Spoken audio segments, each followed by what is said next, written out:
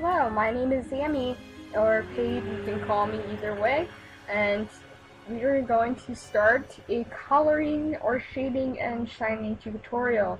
What you hear in the background is my computer fan. It is very loud and it picks up in the microphone. I'm sorry. I don't know if you can hear it or not, but if you can, I'm sorry. So, basically I have this lapis here. This is a really requested video, and I'm not really great at tutorials, but I will try my best, just because it's been asked by so many people. Like I said, I have this lapis here, and we're going to be coloring her, and I'm going to be walking you through my steps.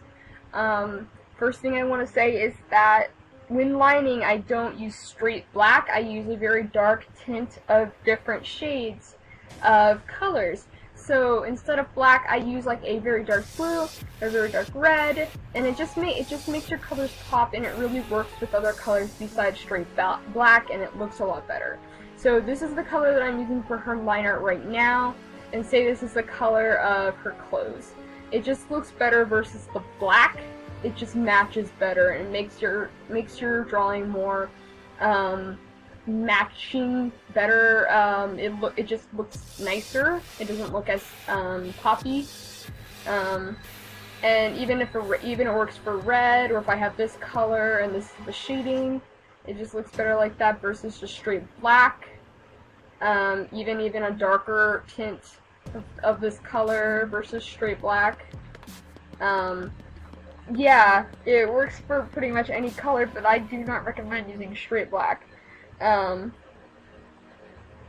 again, for her eyes, I'm using a dark purple or dark blue, but I usually use a shade of yellow. You don't want to make your eyes right off the bat just pure white, because eyes aren't pure white, and it also does look better. All of this that I'm saying in this video is my opinion on art, shading and drawing. You don't have to take it to heart if you don't want to. This is just my steps of my everyday coloring tutorial. In my opinion, it just looks better on the drawing, and it does flow better. The drawing flows better if you're not using straight white in any of your drawings, or straight black.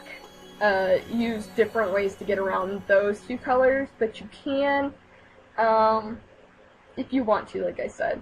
Anyway, so let's get into actually coloring our lapis here.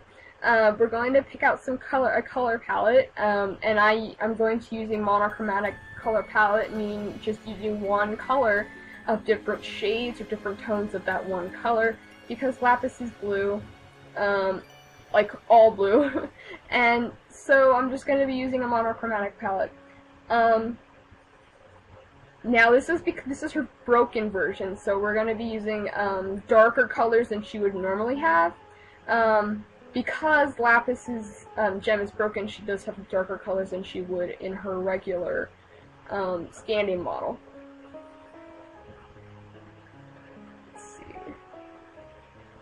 I think this is a good color for her skin. Let's make it a little darker. That's good. Hair. I think I want to make that a little more, not as, I'm going to get that color. Yeah, that's good. Okay, and sorry, I'm talking through this myself so that I'm not silent.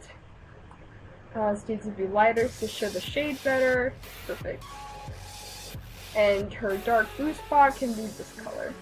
Alright, so there's our palette that we're going to be using while we're drawing. A lot of the times you can be like me and just not use the palette at all and just kind of go with it. And so now we can select what we are going to be selecting when drawing. For me, I use the magic wand tool, and that helps select different parts of the line art. I have the settings right here. I'm going to take a screenshot of all the settings that I'm using in every single brush I'm going to be using in this tutorial and put it in the description below, so you can see exactly what my brush settings are to get the exact, to use the exact brushes that I'm doing to get the most out of this tutorial. And again, I'm using SAI or side paint tool, and it does cost money, but I recommend it a lot. It's great. I use it every day if I'm not using GIMP, which is very, very rarely, and it's only for converting PNG files or PSD files, and also GIFs. But I recommend it a lot. I don't know if you can convert this tutorial and what I'm saying into different types of programs. I'm sure you can, but I don't know as far as tools-wise what would be the equivalent of that. So this is the magic wand tool, and we're going to just be selecting every area that I want to color her skin. And we're going to start off with the skin first, because in my opinion it's the easiest to shade, because there's not a lot of movement, there's not a lot of flowy clothing, hair, there's not a lot of ridges. It's just smooth and flat surface. Because I'll have more to say on the topic of clothing shading and everything as more of the video goes on, regardless of what. Sorry. There we go again, where I'm just kind of like lost in thought while I'm doing art and stuff like that. Even though this is a tutorial, which is really bad. So yeah, I'll have more to say on that subject of coloring those things than I will shading and coloring the skin. So here we are, and we have selected everything that we needed to, and we can go ahead and use the pen tool to just color that, or we can use the bucket tool. Now, with shading, you want to shade where the light hits the face and direction, and you can be like me where sometimes I don't necessarily, oops, sorry, I kicked my mic. You can be like me where sometimes don't follow this rule, which is really bad, and I've been working on it sometimes I just forget about the rule. Where your light source can be coming from here, and that means you'll want to shade from this direction. So the sun would hit on this part and this part. So it would be like, this would be the shading, it'd be like this.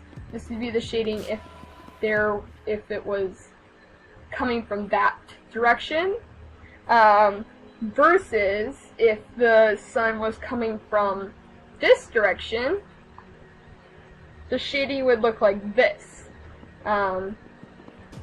It'd be more like this, kinda. Yeah, a little bit more like that. Oop. It'd be more like this, versus the other one. And so, yeah, when you're shading like that, you have to really remember where your light source is going to be. In this particular video, the light source is going to be right here, and I'll have the sun here, so that we'll know where the light source will be. I don't always have the sun present when I'm drawing. I just kind of remember by hand, and that's why I forget a lot of the times. But yeah, we're just gonna hop right into it with shading wise, and so the colors that I choose when I'm going to shade depend on the color of what I'm shading. Right now I'm using a purple or dark purple, and I might change it to red later on.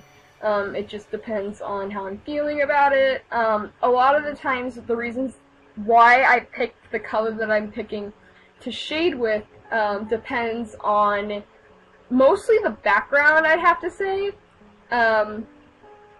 The background like what color the background is, what color the objects are in the background, what color, what time of day it is, because if you're in the afternoon, it can make the skin a lot darker. If you're in the morning, it could be a lot brighter. If you're at night, it will make the skin a lot darker because it's nighttime, there's not a lot of light. all of those play a factor in what color I want to color, I want to use during shading. So like that's the purple, and I might change it. There's a sea green, and change it to pink. Yeah, so that's what color I'm gonna use right now, but I might change it later on. I do a lot of my drawings. So for shading wise, what I use is the pen tool, and again I'll put a link in the description of all my settings. And to soften it up, I use the water tool, and that just helps it flow better, blend better. And then I go in with the, I usually do this before I start, but I forgot. I use the the airbrush tool, and I just kind of go in wherever the shading is going to actually hit, and just kind of go along there, just to give it a little bit of an overcast shadow before I go in with my deeper lines.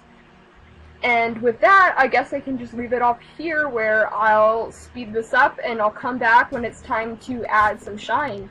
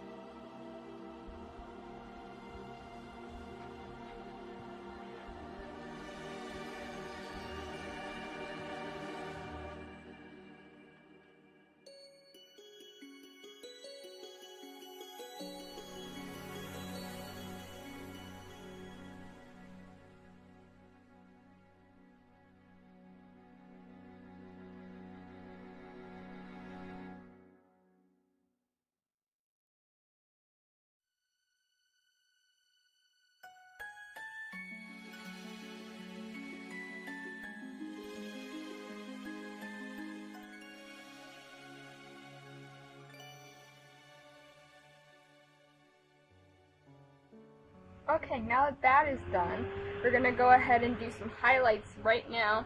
I think I'm gonna use yellow for her highlights, but I might change it later depending on how it looks. I don't like that very much, so we might go with pink. Whatever color this is, it's a red. Okay. So the red. No, it's more of a, yeah, let's see. There we go. Okay, let's see how this looks.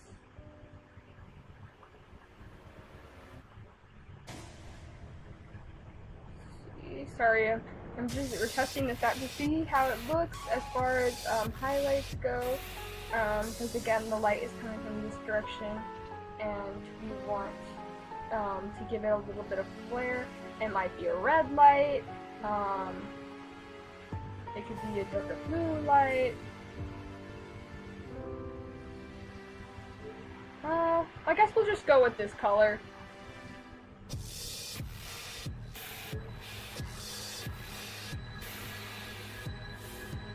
Or this color.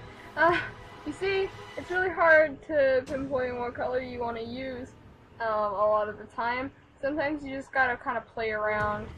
That is the color that is. Alright. So the way that I do lighting is that from the sun's direction, you minimize the opacity, or the opace, or how opace, I don't know how to say it, or I say opacity. I know it's probably wrong. And you just kind of give it a light tint. See, there's that light tint of purple, right where all the lighting would be from where the sun hits. And then after that kind of like shading is in there, then I like to go in with the same color or a lighter color of that type of thing, maybe a purple, and go in, change it to, sometimes I'll do it just straight color, or I'll change it to luminous Lumine, whatever it's called, I don't know how to pronounce things, and kind of outline that. I never use the airbrush. It just looks too blurred to me. I use the same kind of method that I use with shading, only this time I use it with these highlights. And the luminescy, whatever, tends to be a little bit bright, so you can actually turn it down to that color. And you just do that all along the lines.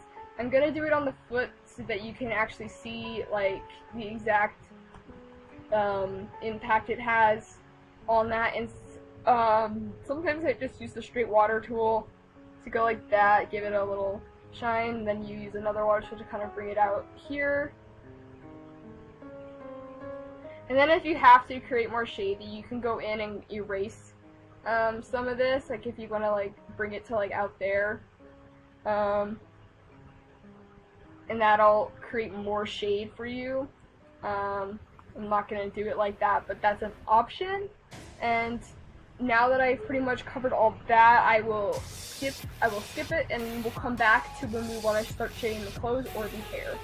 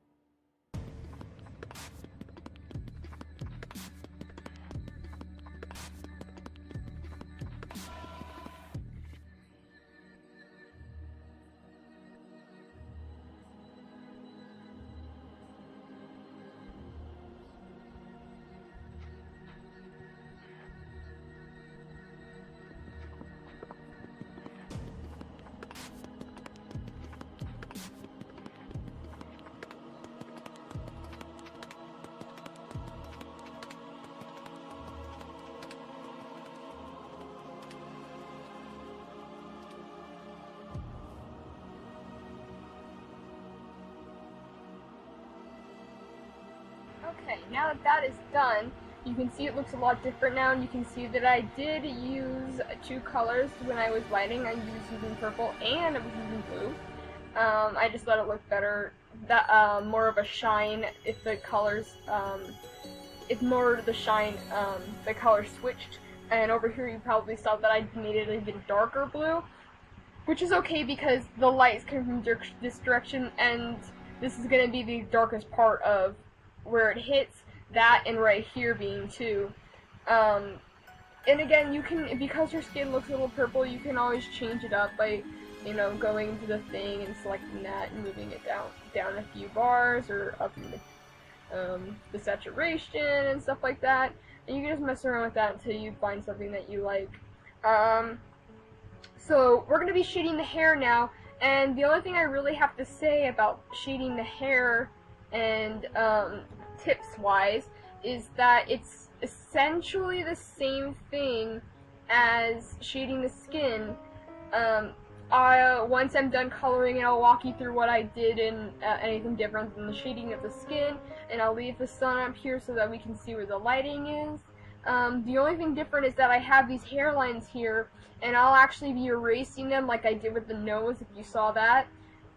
They're here to help me guide where I'm going to put the hair lines, but they just get in the way. The liner gets in the way over time when you're just coloring.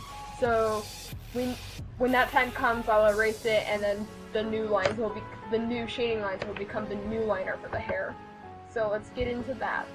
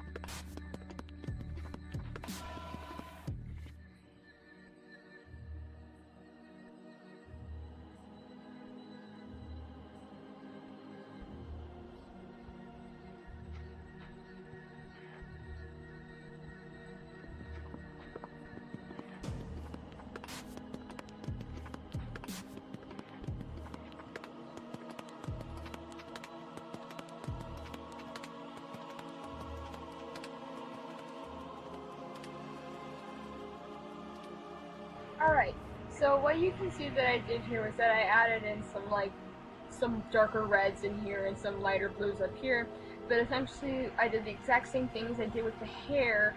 I did the skin with the hair. The lighting, everything, the shading wise, to get this really soft looking part right here, what you want to do is you want to kinda, see if I can find a thing. So you want to have a really hard color, say this. Here's the shading of it, and you want to take a very lighter, very lighter shade of the shade, like that, and just kind of blend it together until it forms basically this type of thing going on here. Basically, my goal with the hair is to have layers and layers and layers of shade, and get it so thin that you get this streak right here, this very thin streak of the original hair color along with the shaded color, and it looks like the drops of the lines. And even right now I said I was going to erase the hairlines, and here I am doing so.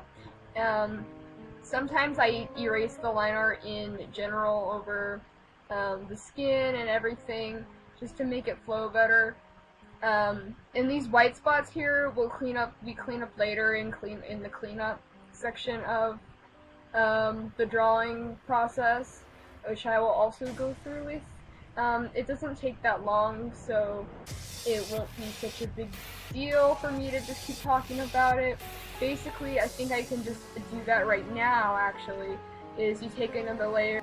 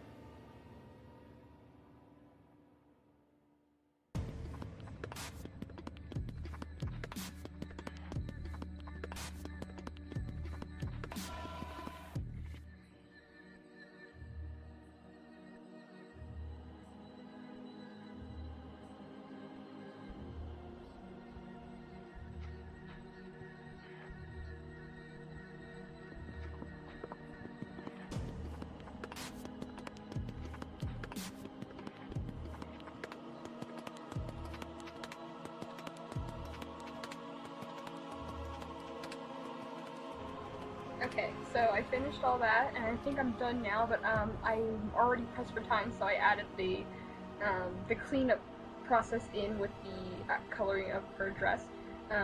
As you can see, I was actually going through and I changed the color for nails, and I erased the line art in the hands because I felt like it was taking more away from the shading of the hands and just the hands in general than it was giving attention to it.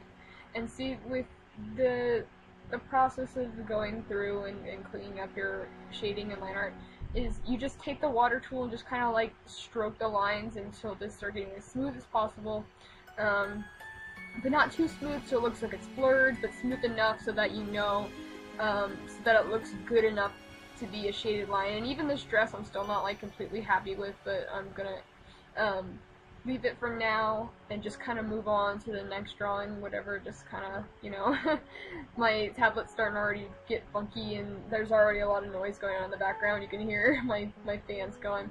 So we'll just finish this up. So usually the last steps, I either add a background, which I'll show you how to do right now, is that I usually make colors that pop. So she's blue, and so you could add a pink